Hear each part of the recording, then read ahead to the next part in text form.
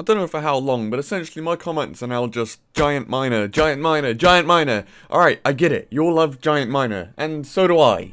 Giant miner is the epitome of a deck to not have a hard counter. The fact that it has two win conditions that pair so well to become semi-win conditions is crucial to always having a chance in every matchup.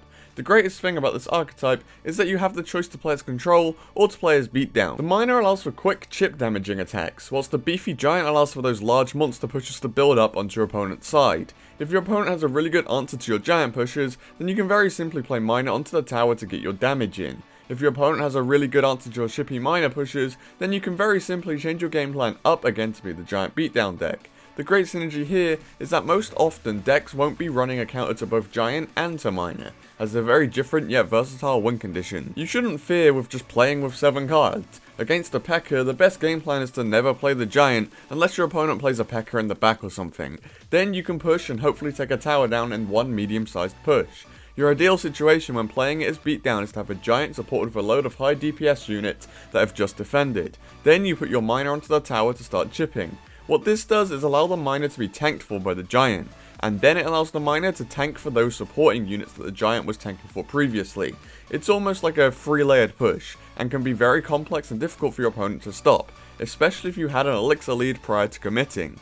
Your miner game plan is very similar, but replaces the giant with more spells. You wish to defend with supporting units, then tank for them with a miner, and kill off any defensive units of your opponent choosing your free spells. Alternatively, you can simply play it as a miner poison deck. Throw consistent miners onto the tower, supported with poison when necessary, and then get a solid defense off whilst your opponent decides to attack. The greatest thing about this archetype is that it can even be used as spell cycle. With 3 spells, you can counter almost anything that your opponent tries to build up a push with.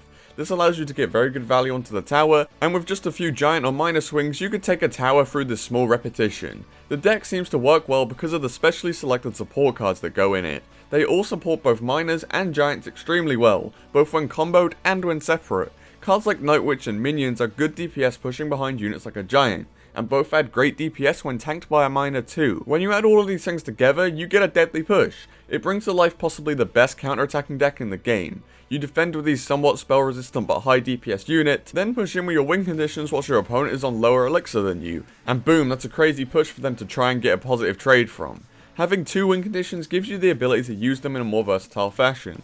Playing miners to defend bandits or giants to defend expos isn't an issue in this combo, because you can push through your other win condition if it goes wrong. The versatility allows you to get an edge on decks like Expo or Bridge Spam because you have an offensive threat that can be used on defense to afford a counter attack. The added versatility also counts when you look at macro strategy for this archetype. When attempting to get damage, you must think whether you want to build a push from the back and have your opponent defend, or whether you wish for your opponent to invest a card and push in instantly once you're on low elixir. This archetype gives you the ability to do both. Once more, we can push in heavily with a giant beatdown push, adding in a miner for that additional tanking, or we can play all of our high DPS and threatening cards at the river once they invest. The triple layer attack of this archetype means that it's so difficult for your opponent to defend, especially if they're down to 1 or 2 elixir. When you punish with a giant, you often have some of the best support available within these decks. Night Witch and Mega Minion are very good and versatile supporting units that can often be used to threaten your opponent once they're low on elixir. Punishing with just a miner can be done too, as these decks will often run something like guards or minions. The high HP of the miner with the quick movement and high DPS of the support means that your opponent must spend or potentially lose their tower, which is the literal point of a punish play. If you were to actually invest, these decks often run some of the best supporting units too. Musketeers and Night Witches are often seen in giant miner decks and are very potent behind a big meat shield such as giant. One of my favourite plays to make with this archetype is to bait your opponent into defending a lane. If you put a giant and minions into one lane, your opponent might get ready to defend with something hefty like a Mega Knight and an Ice Whiz, to which you can actually switch lanes and go with a miner and guards with significant damage. This is somewhat like bait, as you're making your opponent use their counters and then punishing once you've done so successfully. This deck archetype really relies on figuring out your matchup and what your best way to get damage will be. It's good to test this at the start of a game with a really small push like a lone miner. This will make your opponent want to defend and counter push with their free unit, and already you can probably figure out what deck they're running within 30 seconds of a new game. Now you can figure out which win condition will serve you the best, either the giant or the miner, and start building your pushes around that. A potential problematic part of this archetype can be the fact that it has 3 spells. However, you have to make these work for you.